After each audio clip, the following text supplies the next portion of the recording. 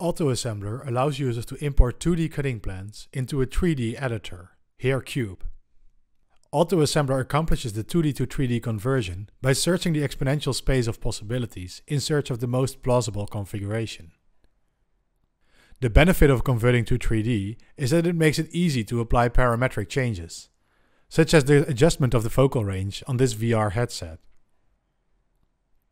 The main contribution of AutoAssembler is that it performs this conversion in an automatic fashion. AutoAssembler uses a beam search algorithm to search the space of ways to combine the plates in a model. It starts out with a plate that has the most joints. AutoAssembler then generates new versions by adding matching plates. AutoAssembler now estimates how likely the respective model is still correct. Testing showed that a beam width of 4 was sufficient to reach a high success rate. This means that it takes the 4 best scoring candidates and generates new children from these. AutoAssembler recursively performs this procedure until all plates are assembled.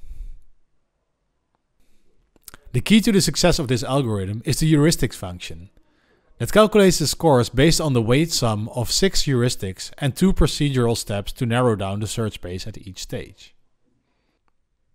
1. AutoAssembler prefers candidates with small bounding boxes. Here, for example, adding the red plate increases the size of the bounding box. AutoAssembler thus prefers to add in this green plate, because typical laser cut models are constructed in a compact way. 2.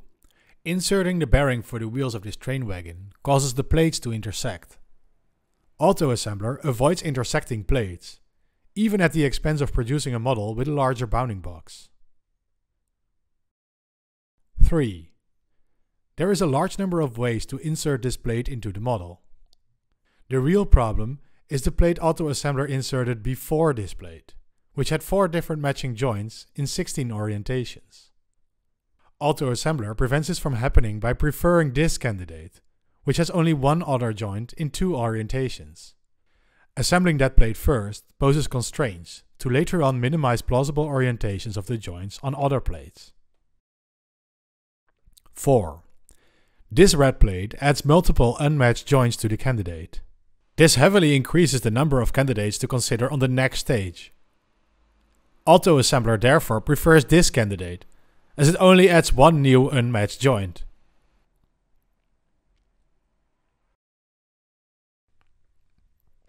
5. This red plate can be inserted in at least 4 ways. The green plate, in contrast, is constrained by all other plates. AutoAssembler thus prefers to insert this plate first. The plate introduces additional constraints into the model, disambiguating the subsequent placement of the red plate. 6. On this stage, AutoAssembler picks these 4 candidates, which all assemble different plates and joints, even though the first 4 candidates received a higher score. Only one of those is correct, so every single one of them has a reduced probability. Sampling broader increases the chance to pursue a good assembly here. 7.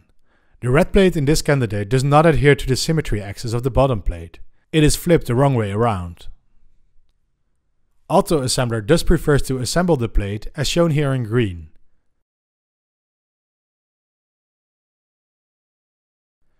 8. This plate is symmetric. The top half is the same as the bottom half. AutoAssembler recognizes this and thus only tries to assemble this plate in one orientation. The same goes for this plate with a vertical symmetry axis. AutoAssembler reduces the search space further by deduplicating plates that are the same. This barrel model, consisting of 12 plates with 58 joints, is reduced to 3 types of plates with 19 joints.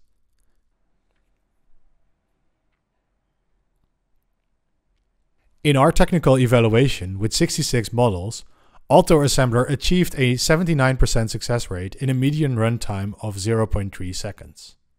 AutoAssembler completed an additional 18% of models by letting users manually disambiguate the results. For this purpose, we added 2 tools to the menu. Fixing a model required on average 2.7 clicks.